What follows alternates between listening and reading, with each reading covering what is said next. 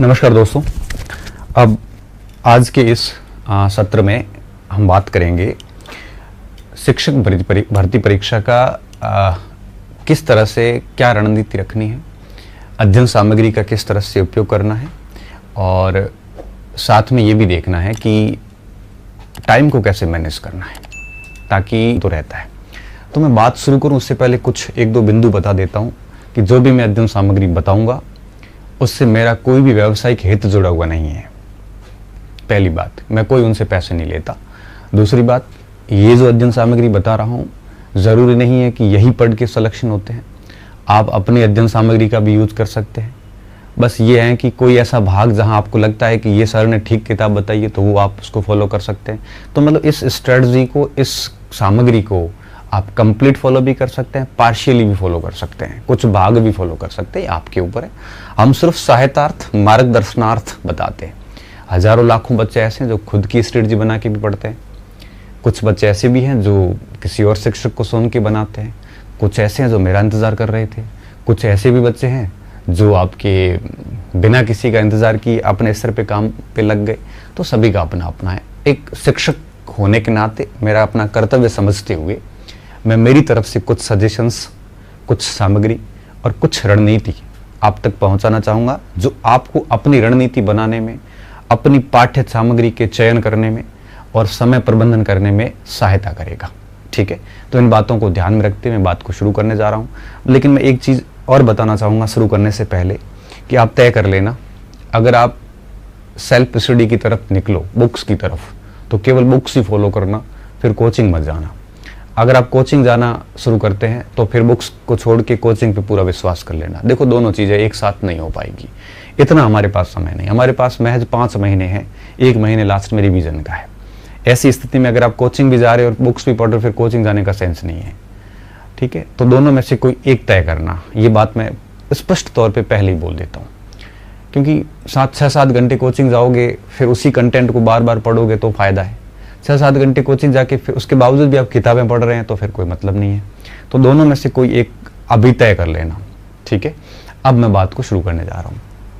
वही बात है, 300 अंकों की परीक्षा होगी। परीक्षा के लिए एक ही पेपर होगा, 2.5 घंटे का पेपर रहेगा, नेगेटिव मार्किंग भी होगी, 150 प्रश्न होंगे, हर प्रश्न 2 अंकों का रहेगा। ये बातें तो होगी क्लियर, ये बहुत अच्छी तरीके से आपको पता है। ठीक है, अब देखिए, सबसे पहले हम आते हैं कॉमन सब्जेक्ट पे, जो L1 का भी है, L2 का भी है। ठीक है, साइंस वालों को भी देना है, आर्ट्स वालों को भी देना है, कॉमर्स वाले वैसे शामिल है नहीं इसमें, और कर लेते हैं तो उसको भी देना है। ठीक है, अब सबसे पहला पॉइंट आएगा ज्योग्राफी का। राजस्थान का भूगोल अच्छा खासा भूगोल है उसमें। तो ऐसी स्थिति में आपके समक्ष ये रहता है कि भूगोल के लिए कौन सी पुस्तक को फॉलो किया जाए। तो मैं यहाँ पे एक और बिंदु बताना चाहूँगा, हर पार्ट की एक ही पुस्तक लेना, हर पार्ट की एक ही किताब। ठीक है, अब आप देखिए, अगर भूगोल में आपके पास पहले से कोई किताब है तो दूसरी किताब लाने की ज़रूरत नहीं है। और मैं ऐसा मानता हूं कि आप सभी रीट क्वालिफाई हुए हैं तो डेफिनेटली आपके पास में ज्योग्राफी की कोई न कोई पुस्तक डेफिनेटली होगी, और जो है उसको पूर्ण रूप से उस पर विश्वास कीजिए। किताब, नोट्स, कॉपी जो भी आपके पास में है उसको फॉलो कीजिए, नया मत लाइए आप। अगर आपके पास एक भी नहीं है तो एक ही किताब लाइए, कोई सी भी एक किताब। आप कोई सी भी ला सकते हो, आप पैनोरमा ला सकते हो, आप सिखवाल को ला सकते हो, आप अगर चाहें तो लक्ष्य को भी पढ़ सकते हो, तो आप हरिमोहन सक्सेना को भी पढ़ सकते हो। लेकिन हरिमोहन में एक दिक्कत है, दिक्कत यह है कि इसमें फैक्चुअली काफ़ी सारी मिस्टेक्स है, इसको अपडेट नहीं किया गया है। तो इन दोनों में से कोई भी लेटेस्ट अंक या पुराना अंक जो भी आपके पास में है, जो अभी तक पढ़ा है आपने, वही पढ़िए। आप अगर ये कह रहे हो इसके अलावा आपके पास कोई और भी किताब है तो उसको ही फॉलो कीजिए। जो है तो नहीं लाना मत, अगर नहीं है तो इनमें से कोई एक ले आना। और फिर ये सारा का सारा भौगोलिक स्वरूप वगैरह वगैरह, ये सारे पॉइंट्स बहुत क्लियर पॉइंट पढ़े, आप इसको बढ़िया तरीके से पढ़ लेना। राजस्थान बोर्ड की मैं बात करूं, उसमें आपके पुरानी राजस्थान अध्ययन चलती थी, तो उनमें और इनमें बहुत ज़्यादा फर्क नहीं है। तो आप वो नहीं पढ़े, क्योंकि अगर आप ये पढ़ रहे हैं तो उनकी ज़रूरत नहीं है। तो इतना कुछ कर लेना इस भूगोल के अंदर। ठीक है, तो ये भी भूगोल के टॉपिक हैं सारे के सारे। तो इतना कुछ भूगोल के टॉपिक सारे आपको इनमें से किताब में मिल जाएंगे। ठीक है, तो एक बुक लाके उसको बढ़िया तरीके से तैयार करना। नोट्स बनाने की ज़रूरत नहीं, क्योंकि अभी इतना समय नहीं है कि आप एक एक किताब पॉइंट को नोट बना के लिखो। तो जिनको भी पढ़ा है आपने, पहले उसी को आप बढ़िया तरीके से पढ़ते रहिए, ताकि हमारा रिवीजन बार बार होता रहेगा। ठीक है, कोचिंग के नोट्स है आपके पास किसी भी कोचिंग सेंटर्स के, तो वही पढ़िए, फिर बुक्स लाने की ज़रूरत नहीं है। तो ये सारी चीज़ें कर लीजिए, कोई एक गाइड से काम चलेगा नहीं। क्यों? क्योंकि इस बार काफ़ी सारे पार्ट जोड़ दिए गए हैं। तो ये तो बात होगी इसकी भूगोल की। अब बात करते हैं इतिहास और संस्कृति की। इतिहास और संस्कृति के लिए मैं फिर वापस वही बात दोहरा रहा हूँ। अगर आपने पहले से ही जिस पुस्तक से पढ़ा है, बार बार पढ़िए, उसी को पढ़िए, नई लाना मत। लेकिन अगर आपको लग रहा है कि मैंने कोई पुस्तक पढ़ी नहीं है, अच्छे से पढ़ी तो है, पढ़ी नहीं है, तो मैं ये कहूँगा कि इतिहास और संस्कृति दोनों के लिए हमारे मित्र पवन जी की पुस्तक आती है, पवन भंवरिया की, नाथ प्रकाशन से आती है।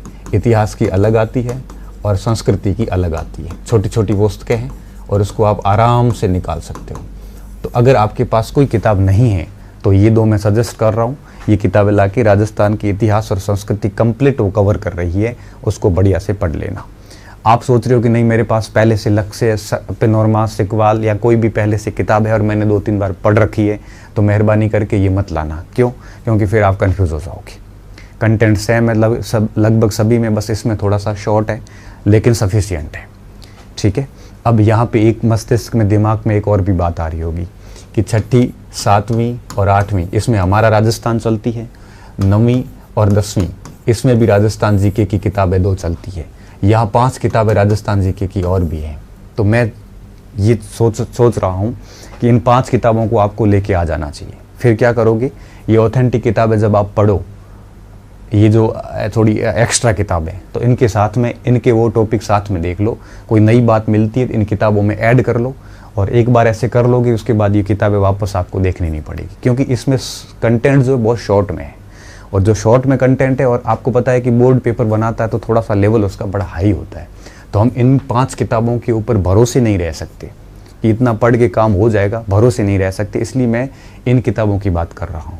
लेकिन साथ साथ में कुछ फैक्ट इनमें ऐसे पड़े हैं जो इन बड़ी किताबों में भी कई बार नहीं मिलते। तो ऐसी स्थिति में क्या करना, जैसे आप राजस्थान इतिहास की किताब पढ़ रहे हैं, पहला टॉपिक आपने सभ्यताओं का लिया, तो इनमें से कौन सी किताब में सभ्यता पाठ है, वो किताब अलग करके साथ में आपने इस पुस्तक से जैसे बढ़िया देख लिया, इससे या लक्ष्य से, जहाँ कहीं से भी, तो उसके बाद में, उसको देखने के बाद में साथ में ये पुस्तक खोलिए और इसकी सभ्यता वाले पार्ट चेक करिए। उसमें से जैसे मान लो कि 3 चीज़ें नहीं मिली, तो आपको इस किताब के साइड में ऐसे नोट करके और उसको डाल दो, ताकि क्या होगा कि ये सारा कंटेंट इन पुस्तकों के अंदर समायोजित हो जाएगा, और फिर आपका कॉन्फिडेंस भी हाई हो जाएगा कि भाई मैंने राजस्थान की किताबें भी देख ली है, और इसमें पूर्णता का आभास होगा, एक अच्छा सा कॉन्फिडेंस डेवलप होगा। तो ये काम कर लेना आप। 6ठी, 7वीं, 8वीं, 9वीं, 10वीं की 5 किताबें, 5 चलती है, एक 9, 10th में चलती है, और 6, 7वीं, 8वीं हमारा राजस्थान करके चलती है। तो 5 किताबें ले लेना, और उसमें इतिहास, भूगोल, संस्कृति सारी आ जाएगी। ठीक है, पहले से किताब है तो ये लाने की जरूरत नहीं है तो लाना। ये L1, L2 दोनों के लिए मैं बात कर रहा हूँ। ठीक है, तो ये आपके इतिहास की बात हो गई। इतिहास में सारी चीज़ें बड़ी क्लियर लिखी हुई है, सभ्यताएं यही पढ़ना, बाकी पढ़ना मत। क्रांति होगी, राजस्थान जनजाति किसान आंदोलन हो गया, और ये मध्यकालीन राज व्यवस्थाएं। अगर इस पार्ट को आप छोड़ भी देते हैं ना तो भी कोई नुकसान नहीं है। क्यों? क्योंकि देखो, मेवाड़, राठौड़, कछवा, चौहान, इतना गुर्जर प्रतिहार, इतना सब कुछ पढ़ोगे, लास्ट में ले दे के सवाल 2 या 3, 1-2 ही आएंगे। फिर भी शॉर्ट में आप देख लेना छोटा छोटा, कौन सा राज्य, किस राजवंश कहाँ पे था, मुख्य राजाओं के देख लेना, जिन राजाओं के स्पेशली संबंध मुगल काल और सल्तनत काल के शासकों से रहे हैं। जैसे चौहान पढ़ रहे हो तो पृथ्वीराज को देख लो, अर्णोराज को देख लो, कानड़ा देव को देख लो, उधर रणथंभौर से हमीर को देख लो, थोड़ा बहुत आपके उसको विग्रहराज चतुर्थ को देख लो, मेन शासकों का देख सकते हो। सभी देखने की जरूरत नहीं पड़ेगी, बाकी तो सारी चीज़ें बड़ी क्लियर तरीके से लिखी गई हैं। संस्कृति में सारे के सारे पॉइंट वापस क्लियर हो जाएंगे। ठीक है, और राजस्थानी भाषा की जहाँ तक बात है तो उसके लिए आप 6ठी, 7वीं, 8वीं, 9वीं, 10वीं में जो मिलता है वो तो पढ़ना ही है। साथ में जय सिंह नीरज की किताब आती है राजस्थान की संस्कृति, उसमें राजस्थानी भाषा साहित्य एक पाठ भी है बढ़िया तरीके से, हिंदी ग्रंथ अकादमी की पुस्तक है ये, इसमें ये सारा कुछ मिल जाता है। बाकी यहाँ पे बहुत बड़े यूँ कहिए कि गाइड या किताब ला के देखने की ज़रूरत नहीं है। हर किताब के अंदर पनोरमा में भी एक पार्ट है राजस्थान भाषा संस्कृति का, आपके लक्ष्य में भी मेरे हिसाब से एक पार्ट दिया हुआ, उसको उतना ही पढ़ लो बस। बच्चों कई सोशल मीडिया पे वो बड़ी कोटा की किताब घूम रही है, इतना कुछ मत पढ़ना। क्यों? क्योंकि 2-3 सवाल के लिए छोटा सा टॉपिक यहाँ से देख लो तो खूब है, ठीक है। हर पार्ट के लिए किताब पढ़ना शुरू करोगे तो बहुत लंबी चौड़ी किताबों की लिस्ट बन जाएगी, तो 6 महीने में समेटना बहुत मुश्किल काम होता है। क्योंकि लास्ट टाइम में स्थिति ऐसी होनी चाहिए कि 1 महीने में जितना कुछ 5 महीने की तैयारी थी उसको लास्ट 1 महीने में बहुत बढ़िया तरीके से रिवीजन कर सके, ऐसी काबिलियत विकसित होगी तभी सिलेक्शन होते हैं। क्योंकि आपने कितनी बढ़िया मेहनत की, लास्ट में 1 महीने अगर ठीक से रिवीजन नहीं किया तो फिर क्या होगा कि आपका न तो कॉन्फिडेंस बनेगा, और रिवीजन के अभाव में हम छोटी छोटी मिस्टेक्स करके आएंगे, नेगेटिव मार्किंग भी है, बहुत बड़ी दिक्कत होती है। इसलिए कहता हूँ कि लिमिटेड मटेरियल रखना और उसको बार बार अध्ययन करना, ताकि नेगेटिव वहाँ पे अटेंड ना हो और कोई कन्फ्यूज़न ना बने। जो आ रहा होगा वो स्पष्ट होगा, नहीं आ रहा होगा वो छोड़ देंगे हम, ठीक है। तो ये भाषा साहित्य में आप कर सकते हो। फिर राजस्थान का सामान्य ज्ञान आ जाता है, ठीक है। सामान्य ज्ञान में वैसे कुछ स्पेशली ज़्यादा कुछ है नहीं। जैसे आप भूगोल पढ़ते हैं तो उसमें देखो अनुसंधान केंद्र सारे उसमें आ जाते हैं, चाहे बकरी अनुसंधान हो, चाहे ऊँट अनुसंधान हो, ये खेती में पशुधन में सारे अनुसंधान केंद्र आ जाते हैं। प्रत्येक चिन्ह आपको राजस्थान की सारी 6ठी 7वीं 8वीं 9वीं 10वीं में भी मिलेंगे। लक्ष्य वगैरह जो पढ़ोगे भूगोल के लिए उसमें भी ये सारे टॉपिक मिल जाएंगे। तो ये तो वैसे ही आ गए। करंट अफेयर पढ़ोगे तब खिलाड़ी वैसे ही साथ में हो जाएंगे, ठीक है। इतिहास संस्कृति पढ़ोगे तो मंदिर मस्जिद गिरजा वगैरह ये सारे उसमें वैसे ही आ जाएंगे। नगर और स्थल, जब भी आप इतिहास पढ़ोगे तो नागदा भी आएगा, चित्तौड़ भी आएगा, नाथद्वारा भी आएगा। संस्कृति में ये नगर वैसे ही उसमें साथ में आ जाएंगे, तो अलग से देखने की जरूरत नहीं है। भूगोल पढ़ोगे तब राजस्थान के उद्योग यूं ही शामिल हो जाएंगे, ठीक है।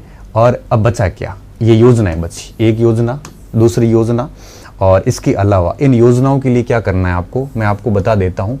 वैसे तो क्या है कि एग्जाम से पहले कोई न कोई बुक आ जाएगी योजनाओं की, फिर भी राजस्थान की योजनाओं के लिए सूजस की वेबसाइट पे जाके आप योजनाएं डाउनलोड कर सकते हो।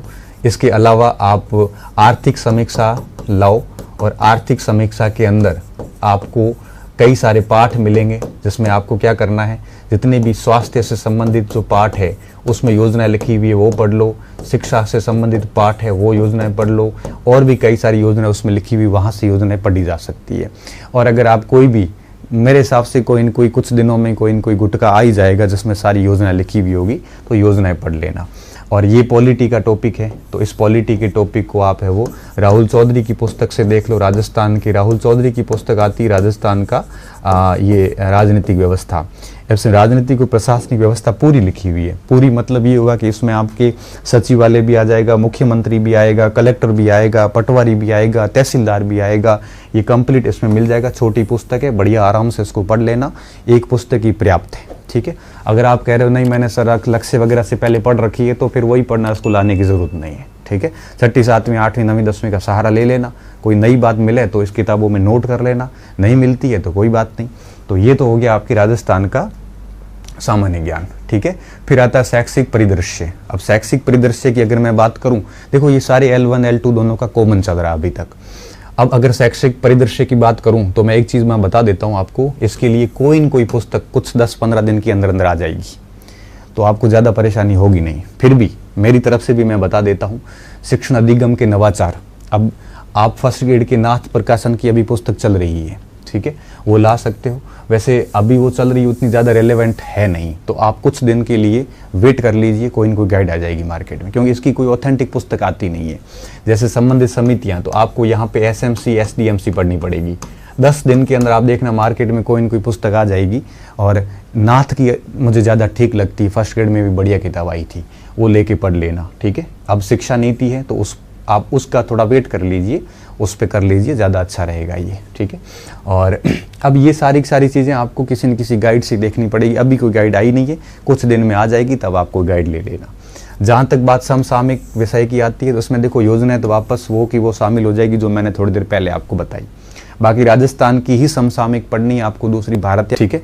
RTE एक्ट आप गूगल पे जाइए, और RTE एक्ट 2009 भारत सरकार का, और RT रूल्स राजस्थान सरकार के 2011 के, दोनों डाउनलोड कर लो, और दोनों के लगभग 25 पेज हैं, वो प्रिंट कर लो, और उसमें से सारी चीज़ें अच्छे से समझ के पढ़ लो पुराने प्रश्नों को देखते हुए, क्योंकि यहाँ से लगभग 5-6 प्रश्न आने की गुंजाइश बन रही है। ठीक है, बाकी गाइड्स में भी आ जाएगा, लेकिन खुद मूल ओरिजिनल डॉक्यूमेंट्स डाउनलोड करके पढ़ोगे तो ज़्यादा अच्छा रहेगा। ठीक है, ये काम किया जा सकता है इसमें।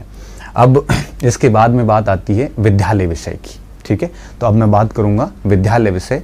अब ये मामला L1 का आएगा। ठीक है, अभी तक जो था वो सारा सारा कॉमन था। L1 की बात करूं तो ये हिंदी इतनी है, इसमें 9वीं से 12वीं तक का व्याकरण भाष्य लेके पढ़ सकते हो आप।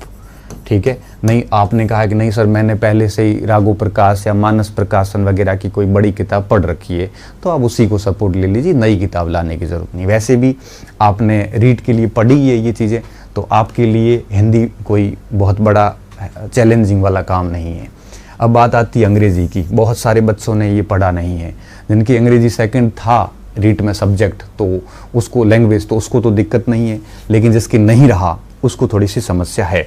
तो उनको मैं बता दूं, लूसेंट की हाई स्कूल की ग्रामर आती है। ठीक है, हाई स्कूल की ग्रामर आती है, उससे पढ़ लेना, पूरा मत छोड़ना, क्योंकि जैसे नॉर्मल आर्टिकल्स है, सामान्य टेंस है, छोटा मोटा वॉइस को देख लो आप। ठीक है, ये रिपोर्टेड स्पीच वगैरह, इसके थोड़े मोटे रूल भी देखोगे ना तो 4-5-6 सवाल सही हो जाएंगे।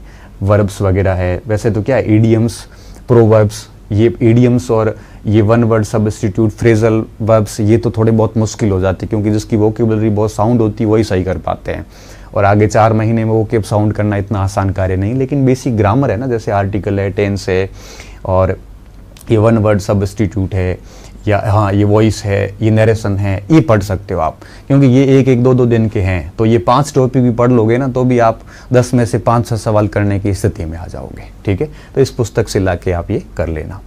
अब बात आती गणित की। वैसे आपने गणित पढ़ रखी है L1 वालों ने, सभी ने। क्यों? क्योंकि रीट में ये आपकी थी, बस उसी को वापस रिपीट करना, मैं कोई भी किताब नहीं बताऊंगा यहाँ पे। उसके बाद में विज्ञान की बात आती है, तो विज्ञान के लिए आप वापस मैं सिर्फ इतना ही कहूँगा, 6, 7 और 8 की पुस्तक लाना।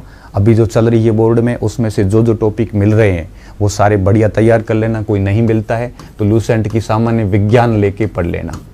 ठीक है, सामान्य विज्ञान पढ़ लेना, कौन सी? लूसेंट की पढ़ लेना। और 6ठी, 7वीं, 8वीं में जो टॉपिक मिलते हैं उसमें से वो बढ़िया देख लेना। अगर आप चाहते हो, आप कह रहे हो नहीं सर हमने पहले से सामान्य विज्ञान लूसेंट का पढ़ रखा है, तो इसी को पढ़ना। 6ठी, 7वीं, 8वीं भी ले लेना, जो कोई चीज़ नहीं मिलती है तो ऐड कर लेना, बाकी ये चीज़ें अच्छी हो जाएगी। ठीक है, तो ऑलमोस्ट ये सारे टॉपिक आपको इसमें से मिल जाएंगे। अब बात आती है सामाजिक अध्ययन की। सामाजिक अध्ययन की मैं बात करूँ तो ये टॉपिक जो है आपको ऑलमोस्ट सारे के सारे, देखो ये टॉपिक तो आपको उसमें राहुल चौधरी में मिल ही जाएंगे, फिर भी मैं बता देता हूँ आपको, ये 6ठी, 7वीं, 8वीं में टॉपिक सारे मिल जाएंगे ऑलमोस्ट, और हमारे राजस्थान और इन दोनों में मिला के मिल जाएंगे। फिर भी देखो अर्थव्यवस्था कंप्लीट हो रही है कहाँ? भूगोल के साथ में, क्योंकि आप वहाँ पे उद्योग भी पढ़ोगे, कृषि भी कंप्लीट हो रही है साथ में, परिचय वैसे ही आ जाता है जिसमें नाम है, अक्षांशी, देशांतरी, विस्तार वगैरह, ये सब भूगोल में वैसे ही आ जाते हैं। ठीक है, ये तीनों टॉपिक तो मैंने NCERT 6ठी, 7वीं, 8वीं में है, और ये वैसे भूगोल के साथ में आ जाएंगे, और ये दोनों टॉपिक आपके राहुल चौधरी के साथ में आ जाएंगे, जो आपने राजस्थान की राज्य व्यवस्था मैंने पहले आपको बताई। पीछे रहा भारत का संविधान। संविधान पूरा नहीं पढ़ना है, सिर्फ बेसिक जानकारी, कितने आर्टिकल है, कितने भाग है, किस भाग में क्या है, कितनी अनुसूचियां हैं वगैरह वगैरह, निर्माण कैसे हुआ, संविधान सभा का गठन, बहुत सामान्य परिचय, ये भी आपको 6ठी, 7वीं, 8वीं की किताब से मिल जाएगा। तो 6ठी, 7वीं, 8वीं की किताबों से ये सारे देख लेना, और बाकी राजस्थान का तो राजस्थान के साथ में आ जाएगा, अलग से देखने की आवश्यकता आपको है नहीं। ठीक है, अब आती है सारी की सारी शिक्षण विधियाँ। देखो हिंदी की शिक्षण विधियाँ आपने ऑलरेडी पढ़ रखी है L1 के अंदर, इंग्लिश की शिक्षण विधियाँ और ये तो आपने पढ़ी नहीं है, गणित की आपने पढ़ रखी है, और विज्ञान की शिक्षण विधियाँ ये आपने पढ़ी नहीं है, लेकिन आपने है वो ये ऑलरेडी समझ रखी है।